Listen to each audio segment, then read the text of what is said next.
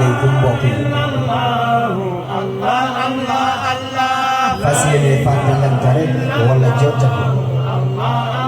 lenn ci kàddu yi nga xamante ni xasida bi ñuy jàng moom lay wax mu tàmbalee xubbu Taaha yustataabu abaza zaka janaabu inna ardan laysa fiha xubbu Taaha la xaraabun wa quluban laysa fiha xubbu Taaha la yabaabun falyakun fi kulli qalbin min hawa Taaha nisaabun. borom xasida bi dafa wax bëgg Yonent bi dong la ñuy sax bëgg Yonent bi dong mooy lu baax ndax Yàlla dafa wax ci alquran Yonent bi ni ko waxal jullit ñi ni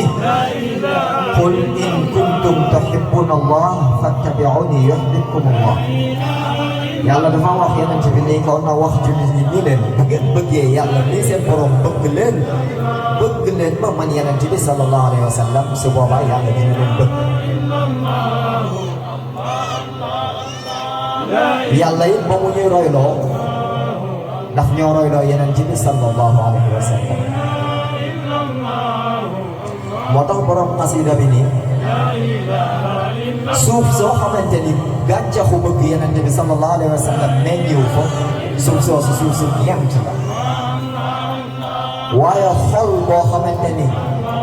bëgg Yonent bi sallallahu alayhi wa sallam nekk ca xol boobu xol bu dee la mu ni falyakun fi kulli qalbin min hawa Taaha nasibun. Ngalla waay nañu góorgóorlu ba xol bu nekk bëgg Yonent bi sallallahu alayhi wa sallam nekk ca. mu dellu wax ni bëgg sëriñ baax na aham kay dañu war a def la. bëgg say wayjur baax na aham kay dañu war a def la. waaye nag benn bëgg bu mu tax ñu fàtte bëgg Yonent bi sallallahu alayhi wa sallam. is hubbuhu yajibu an yakuna muqaddaman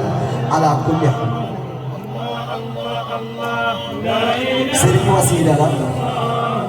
wayjurin jaarukaay la waaye gaaya ba nga xamante ni moom la jullit bi di wut mooy bëgg Yonent bi sallallahu alayhi wa sallam.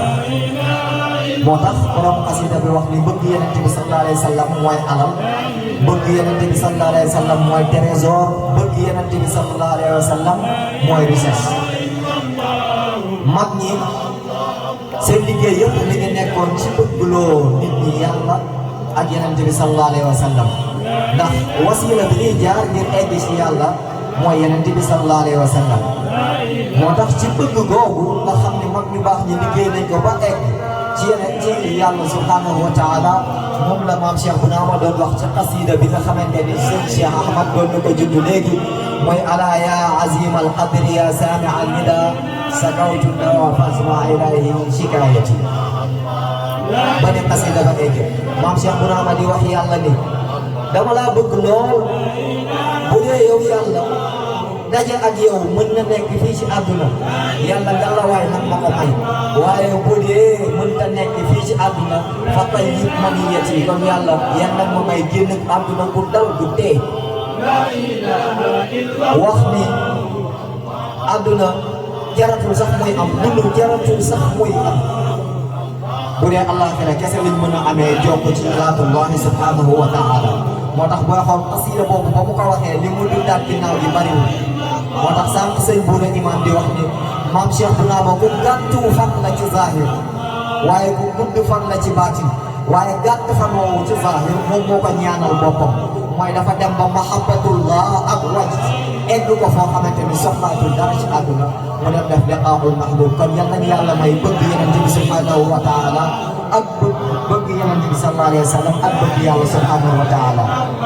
ndax mag ñi loolu dong lañ doon sàkku te loolu lañ ñu doon jéem a yar. ñuy sàkku képp koo xamante ni yaa ngi fi nga ànd ci lii ñu koy wax barkeelu ci xasida bi. la ilaha illallah Allah Allah Allah la ilaha illallah Allah Allah Allah la ilaha illallah Allah Allah Allah la ilaha illallah الله الله طلع النور المبين الله الله الله نور خير المرسلين الله الله الله نور أمن وسلام الله الله الله نور حق ويقين الله الله الله سقاه الله تعالى الله الله الله رحمة للعالمين